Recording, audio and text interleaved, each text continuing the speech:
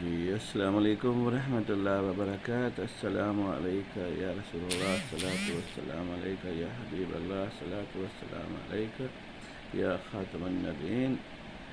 حاضرین اور ناظرین، کل میں نے اپنا پہلا ویلاگ کیا تھا، آج میں اپنے دوسرے ویلاگ کے ساتھ حاضر ہوں۔ اس میں دو ٹاپک ہیں۔ پہلی بات یہ ہے کہ مسلم لیگ نون، نواز شریف نون لیگ، یہ کیسے الیکشن ہاری ہے۔ اس کی وجوہات ایسی ہیں جو یہ لوگ خود میڈیا پر بیان نہیں کر سکتے۔ اور دوسری بات ہے کہ جماعت اسلامی اور جمعیت علماء اسلام اور ایسی ہی اسلامی جماعتیں درجہ بدرجہ زوال پذیر کیوں ہو رہی ہیں۔ انا للہ و انا الیہ راجعون۔ سینیٹر طلحہ صاحب بھی جمعیت علماء اسلام کو چھوڑ کر وہ پیپلز پارٹی میں شامل ہو گئے ہیں۔ یہ بہت بڑی خبر ہے اور یہ جمعیت علماء اسلام کی ناکامی کا منہ بول کا ثبوت ہے۔ تو پہلے جو میں آپ سے بات کرنا چاہ رہا تھا وہ تھی مسلم لیگ نون کی شکست کے ذمہ دار اور اسباب۔ تو ناظرین، جب میاں نواز شریف اپنی تمام کمٹمنٹ مکمل کر کے اسٹیبلشمنٹ کے ساتھ اور انٹرنیشنل اسٹیبلشمنٹ کے ساتھ اپنی ملاقاتیں کر کے جب وہ ملک میں آئے تو یہاں پر ان کو ٹریپ کرنا شروع کر دیا گیا۔ ان کے ساتھ وہی کھیل کھیلا گیا جیسے چوہے اور بلی کا کھیل ہوتا ہے۔ پہلے تو ان کو تھریٹ کے نام پر گھر سے، آفس سے باہر نکلنے سے منع کر دیا گیا۔ دونوں بھائیوں کے ایک جگہ پر اکٹھا ہونے سے منع کر دیا گیا۔ اس کے بعد پھر لمحہ بہ لمحہ جو صورتحال ہوتی نظر آ رہی تھی، اس میں اس سے لگ رہا تھا کہ میاں نواز شریف اپنی جماعت کی کمپین کے لیے شاید باہر ہی نہیں نکلنا چاہتے۔ پچھلے دنوں میں پاکستان گیا ہوتا، وہاں پہ میرے بیٹے کی شادی تھی، وہاں پہ کچھ پولیٹیشنز کا بھی آنا ہوا، میں ان کا مشکور ہوں۔ لیکن حیرت کی بات یہ تھی کہ وہ لوگ خود کو جیتے ہوئے سمجھ رہے تھے، کیونکہ ان کو فیڈ کیا گیا تھا بائی دا اسٹیبلشمنٹ کہ آپ جیتے ہوئے آپ فکر نہ کریں، آپ کا الیکشن ہماری ذمہ داری ہے اور آپ کو باہر نکلنے کی اور الیکشن آفس کھولنے کی ضرورت ہی نہیں ہے۔ ابھی ان لوگوں کو اس نام پہ ٹریپ کیا گیا کہ ہماری بات ہو گئی ہے۔ جی جب میری ایم این اے کے امیدوار سے بات ہوئی تو انہوں نے کہا جی کچھ مسئلہ ہی نہیں ہے، ہماری بات اسٹیبلشمنٹ ہو گئی ہے۔ وہ کہتے ہیں آپ کو کچھ سوچنے کی ضرورت نہیں ہے، آپ بس سمجھیں آپ جیتے ہوئے ایک رسمی کارروائی ہونی ہے۔ پھر محترم ایم پی اے کے امیدوار سے بھی بات ہوئی، انہوں نے بھی سیم یہی بات دہرائی۔ پھر شہر کے مختلف علاقوں سے بھی ایسی ہی آوازیں آئیں جہاں پر ہمارے روابط تھے۔ کہتے کہ ابھی کور کمانڈر کا فون آیا، آپ کو فکر کرنے کی ضرورت نہیں ہے۔ اسٹیشن کمانڈر کا فون آیا، آپ کو فکر کرنے کی ضرورت نہیں ہے، آپ بس جیتے ہوئے ہیں۔ یہ امیدوار بس صرف شادیوں پہ جا رہے تھے یا فوتگیوں پہ جا رہے تھے۔ ان امیدواروں نے کسی بھی محلے میں، کسی شہر میں، اپنے حلقے میں، ایم این اے کے حلقے میں کہیں بھی الیکشن آفس بنانے کی کوشش ہی نہیں کی۔ پہلے تو یہ ایک روایتی الیکشن ہوتا تھا۔ روایتی الیکشن میں ہر گلی میں، ہر محلے میں الیکشن آفس کھلتے تھے اور ہر پارٹی کے کھلتے تھے، اور نوجوان جو قیادت ہے وہ اس میں شریک ہوتی تھی۔ اور پھر کچھ ایسی باتیں ہیں جو بتانا ضروری سمجھتا ہوں، وہاں پہ غریب لوگ بھی آیا کرتے تھے جو اپنے بجلی کے بل اور گیس کے بل لے کر آتے تھے کہ یار یہ اپنے امیدوار سے کہہ دیں یار یہ ہمارے جمع کروا دیں، ہماری ہیلپ ہو جائے گی۔ تو ان لوگوں نے ان لوگوں سے دوری اختیار کیے رکھی اور ان کی شدید ناراضگی کا جو اظہار سامنے آیا وہ سب کو نظر آیا۔ ہر گلی میں، ہر بلاک میں 2 3 الیکشن آفس ہوتے تھے. وہاں پہ شام کو ایک کھانے کی دیگ بھی پہنچتی تھی، لوگ اکٹھے بھی ہوتے تھے، نعرے شعرے بھی لگتے تھے، گپے شپے بھی ہوتی تھی، ڈسکشن بھی ہوتی تھی. وہ ایک روایتی الیکشن تھا.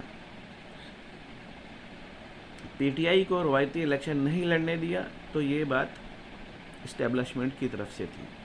اور ان کو، جو مسلم لیگ نون ہے، ان کو اور پیپلز پارٹی کو اور جماعت اسلامی یا جمعیت علماء اسلام کو، ان کو کس نے روکا تھا کہ جی آپ ایسی کمپین نہ کریں، آپ الیکشن آفس نہ کھولیں؟ بھائی الیکشن آفس میں خرچے ہوتے ہیں، لڑکوں کو موٹر سائیکل دینی پڑتی ہے، لڑکے کو موٹر سائیکل میں پٹرول ڈلوانا پڑتا ہے، اور لوگوں کو یعنی اکاموڈیٹ کرنا پڑتا ہے نوجوان نسل کو، تو کسی کو تو موبائل شوبائل بھی دینا پڑتا ہے. تو یہ سب خرچے بچا کر کے کیا ملا ان لوگوں کو سوائے شکست کے؟ اور یہ ٹریپ ہوئے اسٹیبلشمنٹ کے ہاتھ میں.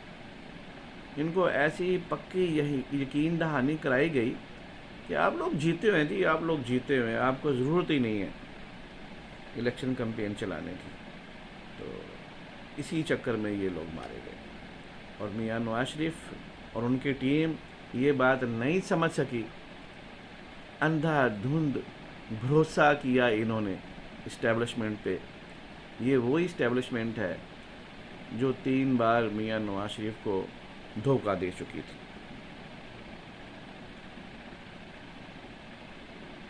تو آپ لوگوں کو، مسلم لیگ نون کو اور ان کے امیدواروں کو سمجھنا چاہیے تھا اس بات کو، اور ابھی شاید سمجھ آ گئی ہوگی. ابھی یہ پارٹی روبہ زوال ہے، اور اگر انہوں نے حکومت نہ چھوڑی، یہ جو لولی لنگڑی حکومت نہ چھوڑی، تو مسلم لیگ نواز شریف کا نام و نشان بھی ختم ہونے کا چانس ہے. دوسرا ٹاپک ہے جی کہ اسلامی جماعتوں کے اوپر جو زوال آ رہا ہے اس کے اسباب کیا ہیں. انہوں نے